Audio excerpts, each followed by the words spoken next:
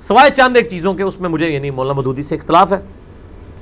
مثلا مولانا مودودی رحمہ اللہ تعالیٰ کے بارے میں کوئی بدگمانی نہیں کرتا ہوں. مولا علی علیہ السلام کے سب سے بڑے اس روئے ارض پہ ماڈرن ایج میں جو ڈیفینڈر ہیں, دفاع کرنے والے, وہ مولانا مودودی ہیں.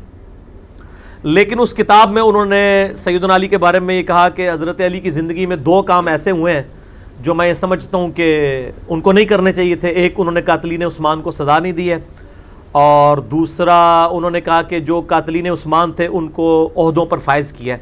اور میں ان دونوں باتوں کو بالکل ڈنکے کی چوٹ پہ کہتا ہوں کہ یہ بالکل فضول باتیں ہیں اور بے دلیل باتیں ہیں. یہ معاملہ ہی کچھ اور تھا. وہ جسے شوق ہے تو وہ میرا پھر کربلا والا ریسرچ پیپر پڑھ لے 5B. سیدنا علی نے جو کچھ کیا ہے وہ بالکل ٹھیک کیا, اور یہ کچھ ہوا ہی نہیں ہے.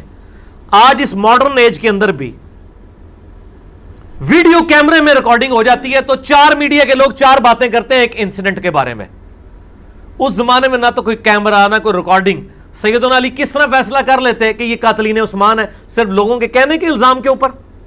سیدنا علی کے پیچھے نبی علیہ السلام کھڑے ہیں, اور میں نے ساری احادیثیں بتائی ہیں کہ نبی علیہ السلام نے ایک ایک جنگ کے اوپر مور لگائی ہے کہ جنگ جمل, صفین, نہروان, ایک ایک مسئلے میں مولا علی حق پر ہوں گے. اب ان کو کسی کے سرٹیفکیٹ کی ضرورت نہیں ہے. نبی علیہ السلام کے پاس تو غیبی خبریں تھیں.